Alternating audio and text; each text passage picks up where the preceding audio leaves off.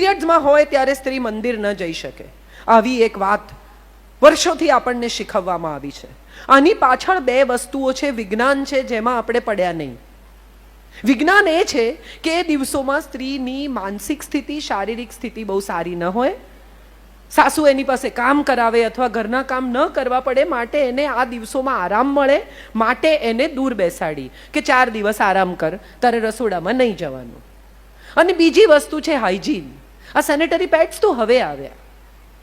એ દિવસો જ્યારે હાથે કપડાં ધોવા પડતા હતા પોતાના માસિક ધર્મ દરમિયાન, ત્યારે આ કપડાં ધોવા એની સાથે માથાકૂટ કરવી, હાથ કેવા હોય, શું હોય, તો હાઇજીનના હિસાબે કે ભાઈ એને આ 4 દિવસ દરમિયાન દૂર રહેવા દો.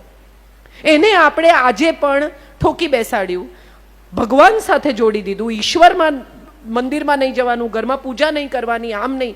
સાહેબ, એ માસિક ધર્મ છે ને તો નવી પેઢીઓ જન્મ લઈ રહી છે. જે દિવસે એ નહીં હોય ને એ દિવસે માણસ જાત માટે તરસી જઈશું. ઈશ્વરે પોતાની લગોલગ બેસાડી માં બનવાનો અધિકાર આપ્યો કે માણસ જાત આને લીધે જીવતી રહેશે. અને જે સ્ત્રીઓ, હવે વુમન એમ્પાવરમેન્ટનું વીક ચાલુ થશે, રોજના 2-3 કાર્યક્રમો, રહીશભાઈ.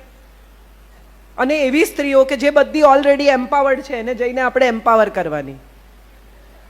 પિંક પહેરવાનો આજે કોડ છે ને કાલે આમ કરવાનું ને પછી વુમન એમ્પાવરમેન્ટની પાર્ટી.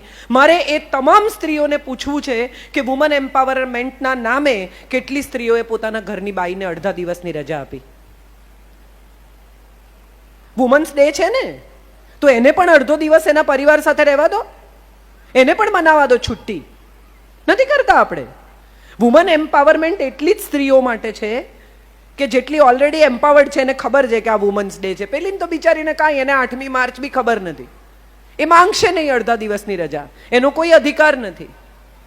મધર્સ ડે નો દિવસ હોય, છોકરાઓ માને કાર્ડ આપે ને ગિફ્ટ આપે ને સરપ્રાઈઝ આપે ને પાર્ટી કરે ને, અને ઘરની બાઈ છે એનું છોકરું માંદું પણ હોય તો આપણે કહીએ કે આજે તો ઘરમાં બધા જમવામાં છે, આવી જજે ટાઈમસર.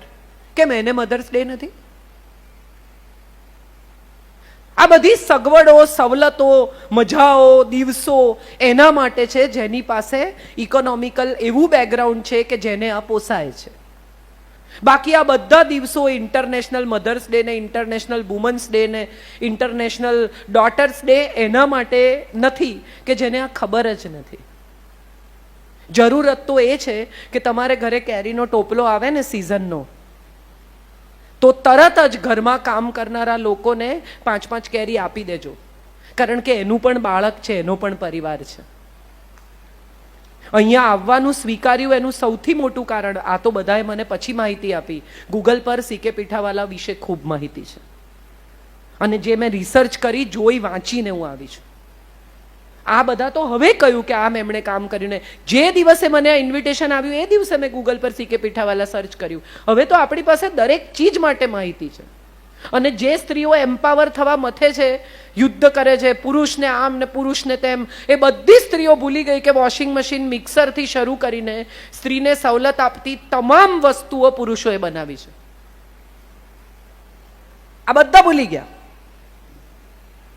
સ્ત્રીનું કામ ઘટે.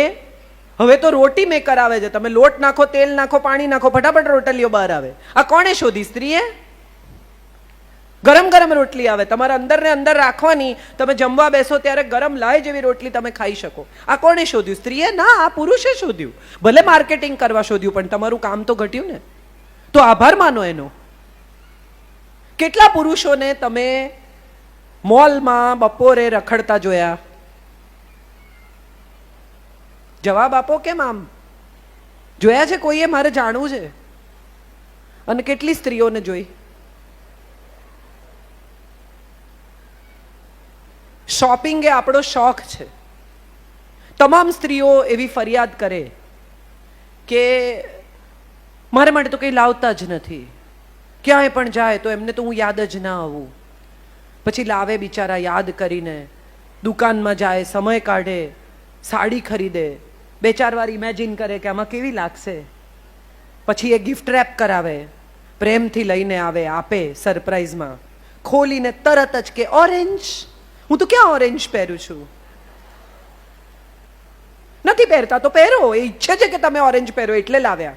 તમારી પાસે અત્યાર સુધી ઓરેન્જ કલરની સાડી એણે નથી જોઈ, માટે યાદ કરીને લાવ્યા કે કયો કલર નથી. કેટલાની આવી? આ બીજો સવાલ. તું છોડ ને આ જવાબ. એટલે કે ના ના ના પણ કહો તો ખરા, કહો તો ખરા. એટલે ફાઇનલી કંટાળીને કે છેતરાઈ ગયા. સાહેબ એ તો 15-20 વર્ષ પહેલા ઓલરેડી છેતરાયેલા જ છે.